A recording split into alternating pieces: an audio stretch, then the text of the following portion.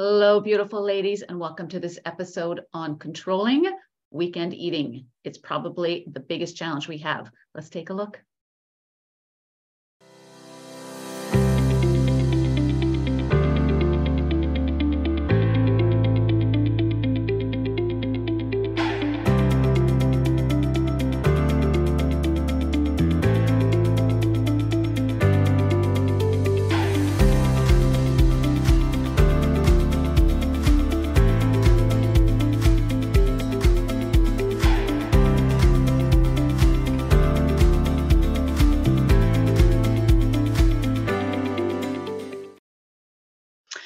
Good morning, warrior women. It's Karen here, and this video is to touch base on weekends. Another weekend rolls around and we over binge or over booze or both.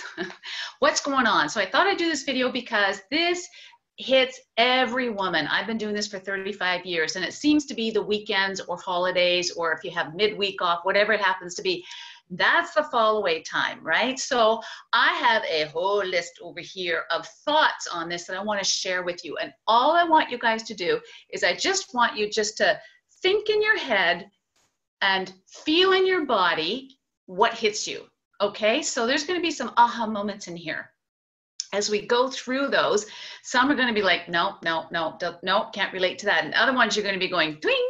I want you to write those down, okay? Because those are the areas where you need to look a little bit more. So, are you guys ready? Why do I overeat and over booze or over drink or just over consume in general on the weekends? And this might include, why don't I train on weekends? Why don't I plan on weekends? Okay? Let me go through this. Oh, sorry. I've got these little stickies on my glasses because when I bend over, like, you know, old people glasses, they slide down my nose like this. So now I've got these funky little things. Anyways, useless tidbit. I digress. Okay, first of all, a lot of times when we binge on weekends can be physical. It can be hunger related. Not often, but it can be. So here's the deal. What I see is the two big things that are happening these days with women is they're following a lot of the diet plans out there. And with diet plans, it is about restriction. And so when you over restrict calories during the week, when you overly restrict by cutting out food groups, when you overly restrict by cutting out carbs, this whole thing is the carb movement. All of those things are going to mess up your leptin and your ghrelin. So these are the things that make you feel full and make you feel hungry. They have to stay in harmony, but it's a tight harmony. Okay, it's supposed to be minuscule harmony, not and that's what happens when women have gone diet after diet, or they'll eat one way for months and then they eat another way, or they'll be really well and then they fall off. It messes up the biochemical, the hormonal, the digestive happenings in the body. And so when you come to the weekend, you've got all this time, but not only that, the week where you've been so busy with work is catching up and you're like, I gotta eat. So don't cut out food groups. Don't cut out carbs. Don't do a cleanse. Don't do a detox. Don't do a no foodie, okay? And don't cut your calories too much. Now, how do you know? Physiologically, you're going to feel outrageous hunger. And also, you're not going to have the performance in the gym. Now, I see this again with the keto and the low carb thing. I'm seeing this more and more. We were good with it a few years ago, and then we've come back to it because we've rediscovered low carb, or now we call it keto. But what it's doing is it's messing up hunger. And when you mess up the hunger cues and the satiety cues, which means I'm full, when you mess up that balancing act between leptin and ghrelin, then what happens is your hunger gets out of control. So this is where I'm all about teaching you guys on the 10-week challenge on the Warrior Woman in my Master Your Metabolism course about steady Eddie, eating consistently, eating consistent portions, and meal timing is the most important in that 7 days a week. Okay, so let's get into the next one, stress. Okay, let's look at stress. Everybody is talking, I'm stressed, I'm stressed, I'm stressed. I would like to take the word stress out of the dictionary. I would like to see women define what their stress is. So what I mean by that is stress could be, I'm overworked, I'm tired, I'm bored, I'm sad, I'm lonely, I'm not at peace with my life, I don't like my marriage, I don't like my kids, I don't like my whatever it happens to be. So stress becomes a wastebasket, and we just go, I'm stressed, right? Let's take it out of the wastebasket and let's start looking at it, because this is what adults do. And when we can name it, we can claim it, we can release it and let it go. So a lot of times I'll see when people say they're stressed, they're overworked.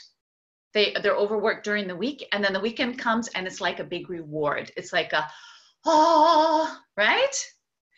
And that's not a healthy way to live. But here's the other deal. If you're overworked, this is your responsibility to say, I'm overworked, I'm putting in too many hours at work, I'm putting in useless hours, I'm working harder, not smarter, whatever it happens to be. I know this one as a business owner for sure. And also, where do you need to speak up at work? Where do you need to draw in your boundaries and tighten them up a bit? So it goes deeper. Everything goes deeper. We're going to go deeper with this, okay? But stress, I want you to not say stress. I want you to name it. Just name it. And it could be different things. But what I find about overeating on the weekend generally comes down to a few majority things. So let's keep going with this. Yes, I need my glasses. Too tight during the week. I talked about that. Okay. So food-wise or calorie-wise, you're too tight during the week because we're busy. We don't have time. And then the weekend comes and we let it all go. Okay. We're defining two different lifestyles. We got the work, and then we've got the rest on the weekend. So we're looking at work as a got to get through, got to do it. Don't want to do it, but got to do it. Thank God I love my work. So many people don't like their work. And my work is my life. It's my life's purpose. So I'm doing what I'm supposed to do, but it took me 40 years to figure that out. But a lot of people don't like their jobs. And so then you come to the weekend and it's like, I got to de-stress. There's that word again. I've got to get into my rest mode so that I can like pack it all in because, Monday morning, do you know, the majority of heart attacks occur on Monday morning. So that just goes to show that the body goes through this stress and then relaxation and then winds up again with stress. Don't do it, guys. If you don't like your job, consider doing something else, or consider finding something on the side that you love to do. Trust me on this, eventually you're going to make it your life's work.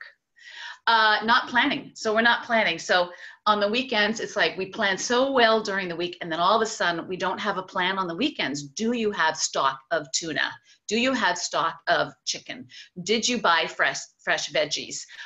All of this stuff still has to be in your fridge, because what I know from and I've been doing this for a long, long time, if I don't have the food in my fridge, I don't want to drive into town and get it. I'm going to munch on something. So I'm always prepared.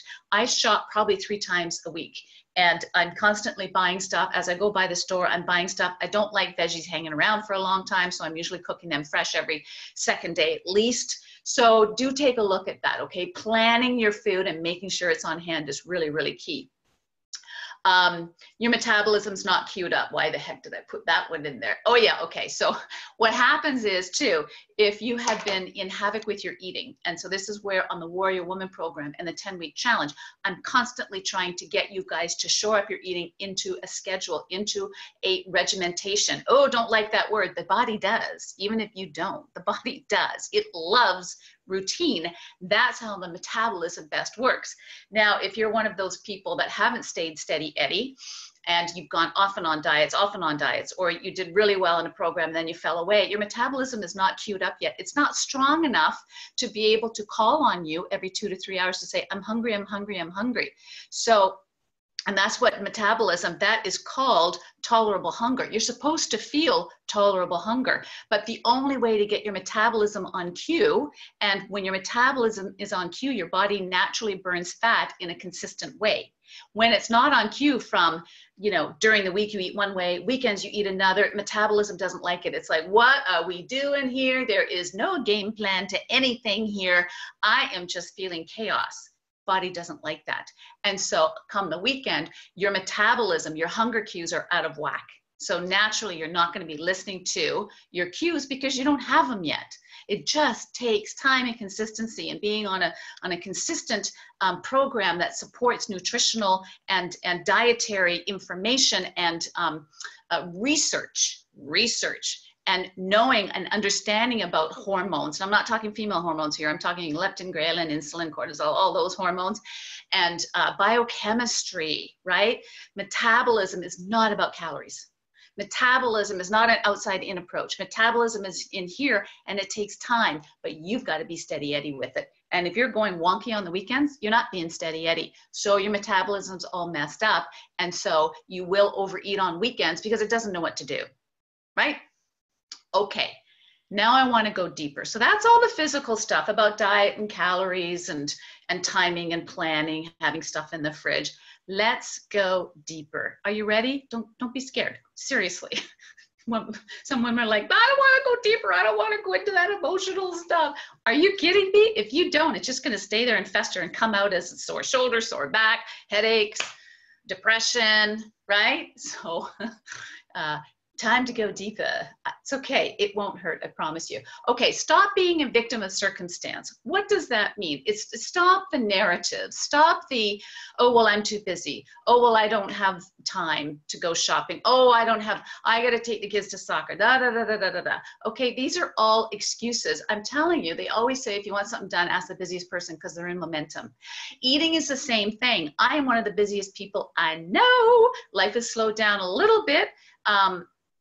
But I have been in that business for 35 years, and it was just a matter of showing up and owning it and saying, okay, I got to take, like, I didn't do soccer with my kid, but I had other stuff with my kid that I had to go see a special ed, or we had to go to a checkout with a doctor, whatever it happens to be. You still have to plan, and you still have to manage it.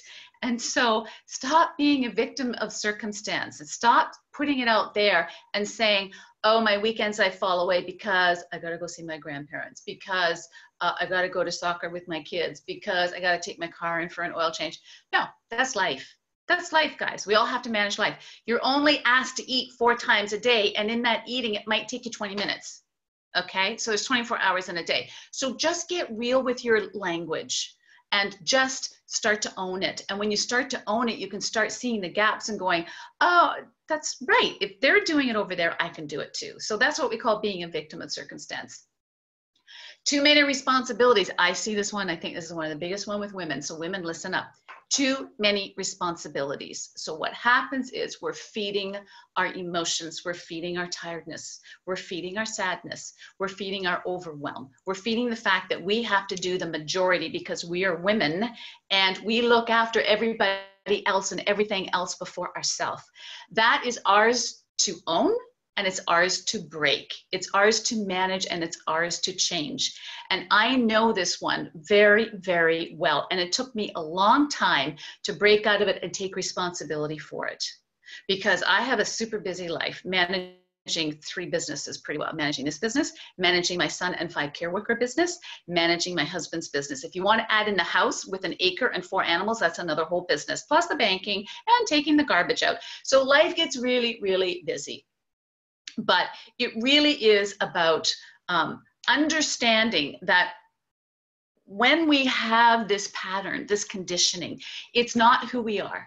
It's what we've taken on. And we've taken on long time ago when you were an itty bitty girl, when you started to recognize that being female meant subjugating to everybody else. It meant subordinating to everybody and everything else. So this is something that we don't necessarily see because we're in the forest. We can't see the forest for the trees because we're in it, right? And so the male generation is born into privilege in a sense that they're kind of outside of it. And women have to work really, really hard to get clear on this.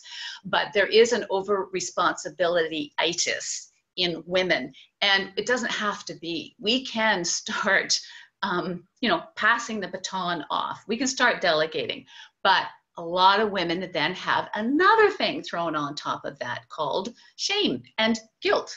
And it keeps them in the shame guilt cycle. When you watch commercials, this is something that marketers know. And I read this when I was going through my degree program. We had to do a marketing class. And it talked about the majority of commercials are geared towards women, and the 2 things that they use the most to get them to buy products are shame and guilt. Have you ever noticed if you go and, you watch a commercial on, I don't know, toilet bowl cleaner, right? Oh, germs, blah, blah, bad woman, bad mother. Or the kids are like, you know, eating their lunch at the kitchen counter, and then all of a sudden they shine a light on it. You see all the little germs and stuff. You're a bad mom. Use this bleach, get rid of it. Your kids deserve the best. Your family deserves the best.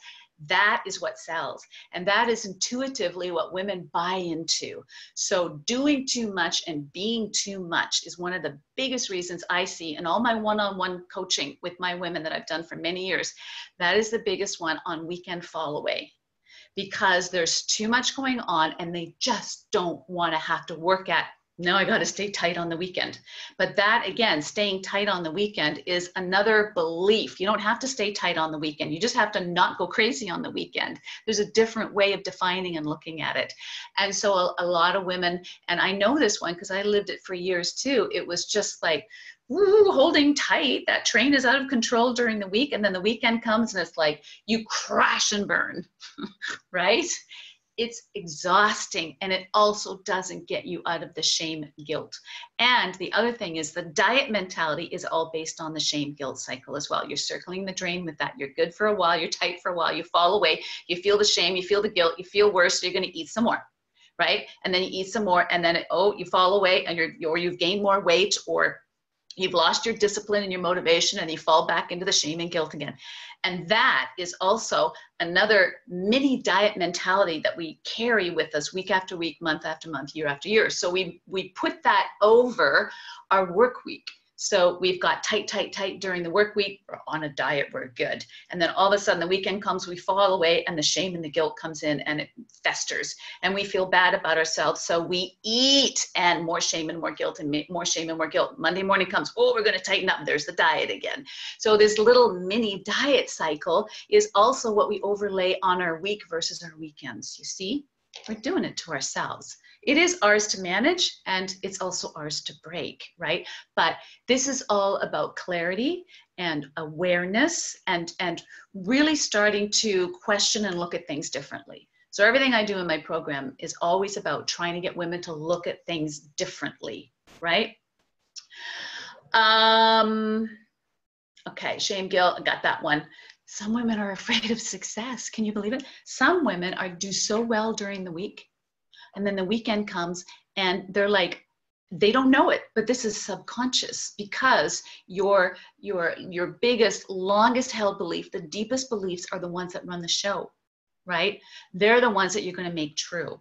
And if you have a belief that you're really not good at this losing weight stuff, you're really not good at this discipline stuff, you're really not good at being able to stay on the weekends, you've got all these pressures from family, and you have to buy into it, and you have to go out, and you have to have drinks, and you have to have nachos because people are watching you, then that in itself becomes a self-fulfilling prophecy. So it's really important that women understand that sometimes they're afraid of doing things right. They're afraid of being noticed. They're afraid of people saying, and I see this a lot, this isn't as prevalent as the ones I've talked about before, but women will start seeing other women going, oh, you're looking pretty good. Are you getting too skinny? Are you starving yourself? Are you having fun? I used to get that one a lot. Oh, come on, have a drink, have fun. It's like, I don't have to drink to have fun, but people who are drinking want you to drink to have fun because they're drinking. And if you're not, they're going, oh, she's not in the tribe. Oh, and they start undercutting and having little sarcastic remarks. That's their deal, not yours. I lived through that for years, guys, when I was first getting into bodybuilding in my early 20s, and I'm living in Banff. I'm living in a drinking, boozing town, and I worked in hospitality, and I decided I wanted to go into this fitness thing, and I wanted to learn to eat well and train well and all that stuff, and it didn't include alcohol. That's all. But the people around me didn't like it because suddenly I was changing. So it was like they felt uncomfortable because I was changing, but I was not preaching to anybody. I was just doing my own thing, but they were uncomfortable with it. Check in, guys, check in, because that's not always your shit, okay? And if that's the case, don't own it. Women own enough. We don't need to take that on too. You need to say, you know what? I'm loving what I'm doing. I'm feeling really, really good.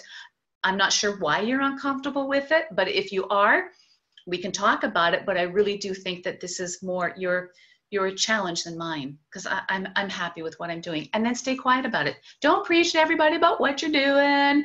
People don't want to be preached to. So don't tell them about how much weight you've lost and what diet you're on and you should try this. Especially don't do you should try this, right? You should read this self-help book.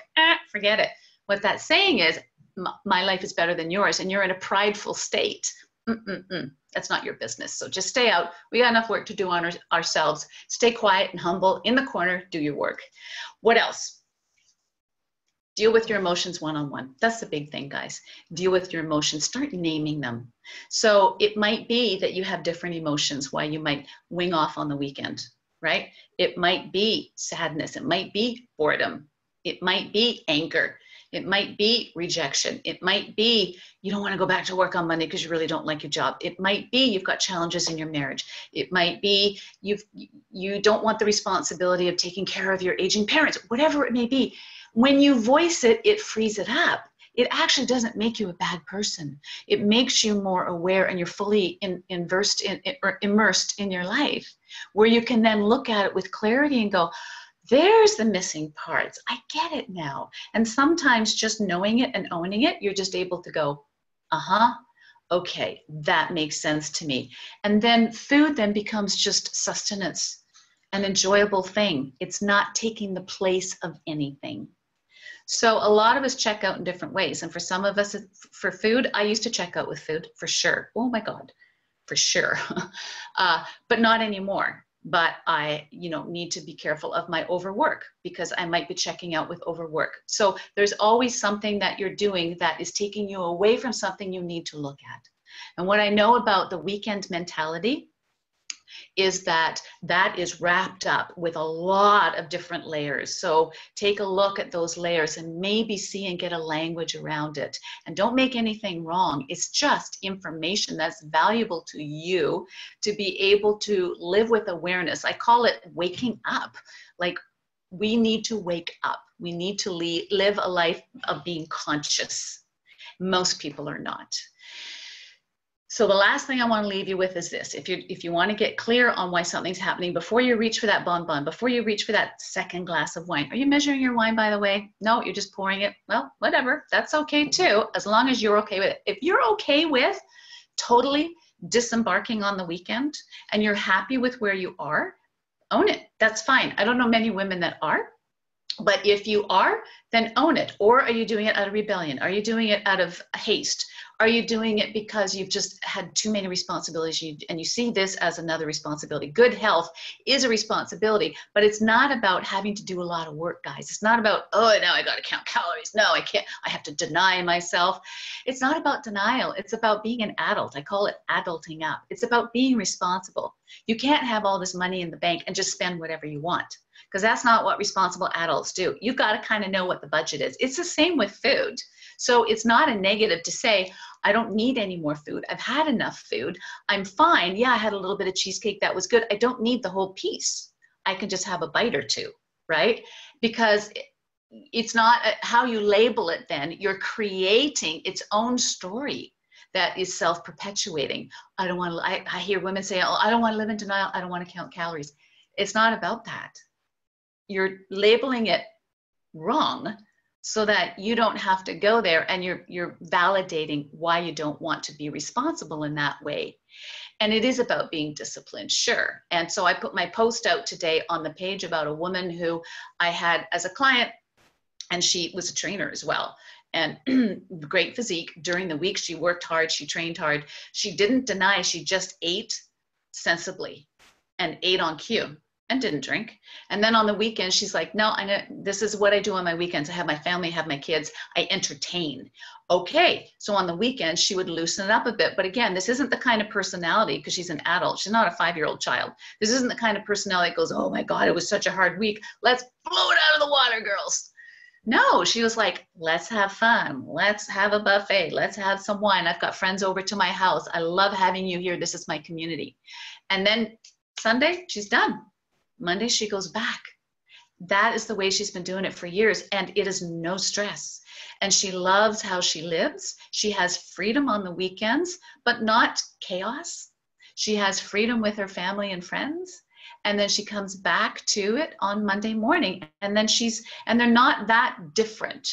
And she has stayed lean with very little stress and very little back and forth because it just works for her. So next time you go to reach for something, I want you to consider this.